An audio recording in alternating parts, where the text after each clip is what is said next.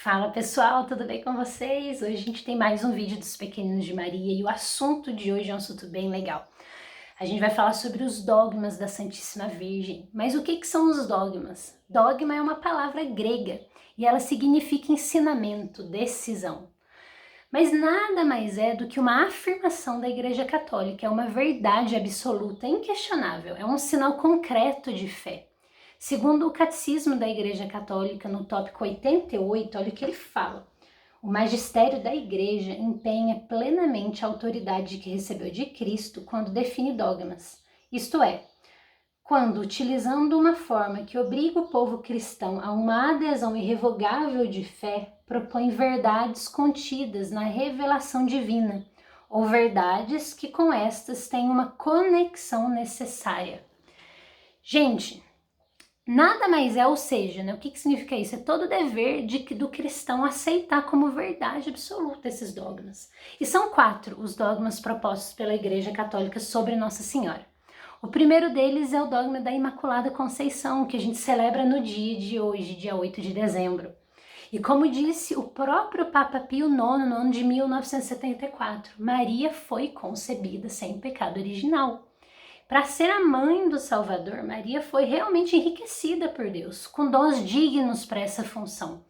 E ao longo dos séculos, a Igreja tomou consciência de que Maria, acumulada de graças por Deus, foi redimida desde a concepção no ventre de Ana, sua mãe, conforme diz no próprio tópico 490 aqui do Catecismo. E, gente, nós também na própria oração do Glória, a gente reza, ó Maria concebida sem pecado, querendo dizer que ela não teve a mancha do pecado original, nem cometeu pecados pessoais ao longo da sua vida.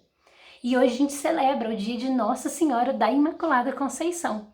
E a própria Virgem Maria, gente, apareceu em 1830 para Santa Catarina Laboré e pediu para que ela cunhasse na medalha, hoje conhecida como Medalha Milagrosa, a oração, ó Maria concebida sem pecado, rogai por nós que recorremos a vós.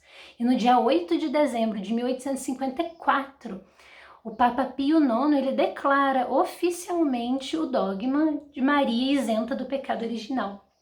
E a própria Virgem Maria, na aparição dela lá em Lourdes, em 1858, confirmou esse dogma. Ela disse para Santa Bernadette, eu sou a Imaculada Conceição. Então tá aí o primeiro dogma, gente, que a gente celebra hoje. O segundo, a virgindade perpétua. Esse é o dogma mais antigo da Igreja Católica. E o que ele afirma? Ele afirma que Maria foi virgem antes, durante e após o parto, para o resto de sua vida. A igreja, lá na cidade de Capua, em 1972, ela proclamou esse dogma e afirma que Jesus foi concebido exclusivamente, gente, pelo poder do Espírito Santo no seio da Virgem Maria. E o Papa João Paulo II, né, o nosso Santo Papa, ele diz, não queira entender pela medicina, porque isso é um milagre.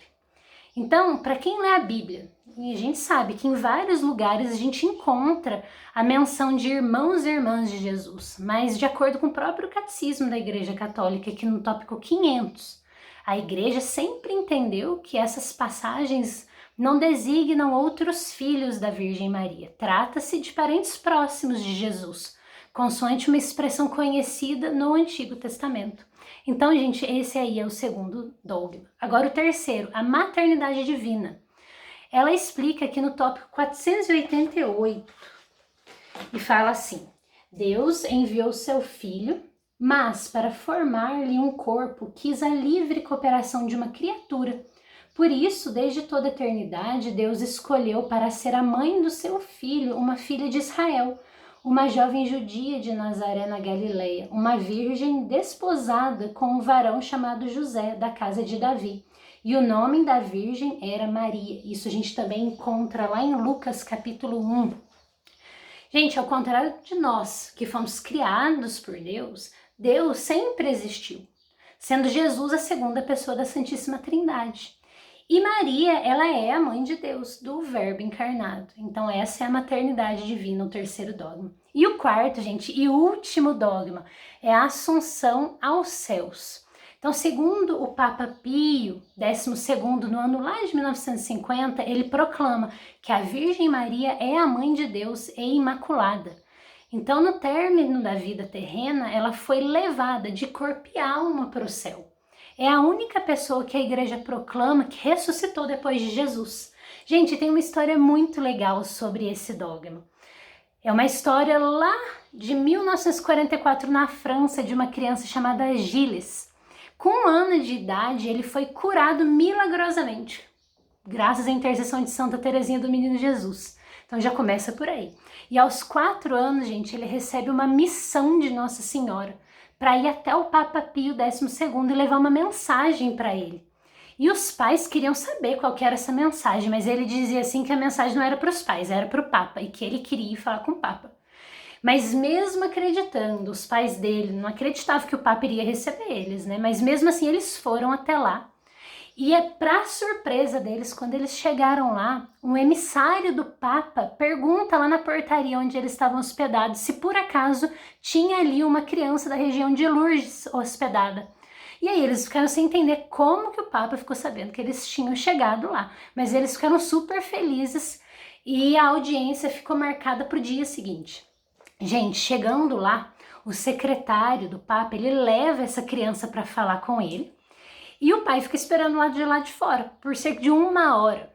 E assim que acabou essa audiência, o Papa devolve o menino para o pai, agradece muito deles terem ido até lá e olha o que ele diz. Ele diz assim, que há muito tempo ele pede aos céus que desse a ele uma confirmação, um sinal claro de aceitação de um dogma que ele desejava declarar. E o filho, essa criança, trouxe a ele essa mensagem da Santíssima Virgem. Então, gente, a gente não sabe, não mostra, né, quais foram os detalhes dessa entrevista com o Papa, mas mostra o que o Papa declarou. O que ele declarou? Que o menino lhe comunicou da parte da Mãe de Deus que esta senhora, depois de sua vida mortal, subiu ao céu de corpo e alma.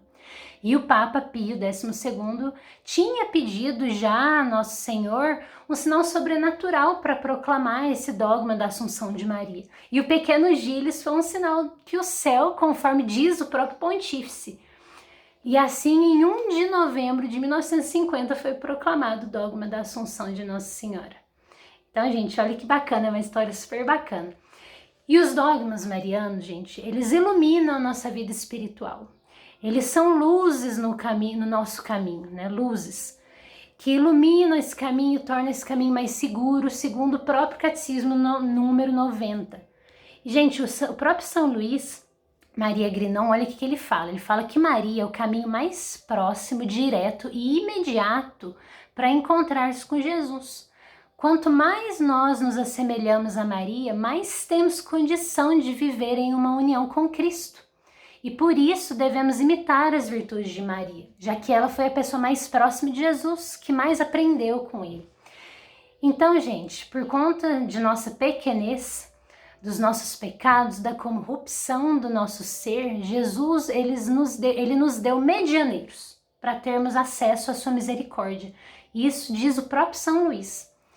Então, gente, Maria, ela é a medianeira de intercessão, né? Então, para ir a Jesus é preciso ir a Maria. E para ir ao Pai Eterno, a Deus, é preciso ir a Jesus, nosso medianeiro de redenção. Então, a gente tem uma escada. Para chegar a Jesus, a gente tem Maria, e para chegar a Deus, a gente tem Jesus.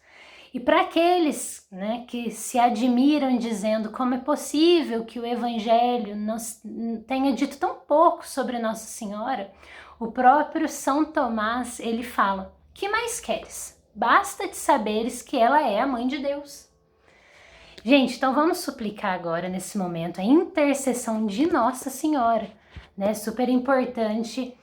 E vamos tentar ser conforme a ela. A gente sabe que quanto mais conforme a ela, mais conforme a Jesus nós vamos ser. Então vamos suplicar a intercessão de Nossa Senhora, rezar para ela nesse dia de hoje e todos os dias. E o link da história desse dogma do menino eu vou deixar aqui na descrição. Um abraço para vocês e ótimo dia!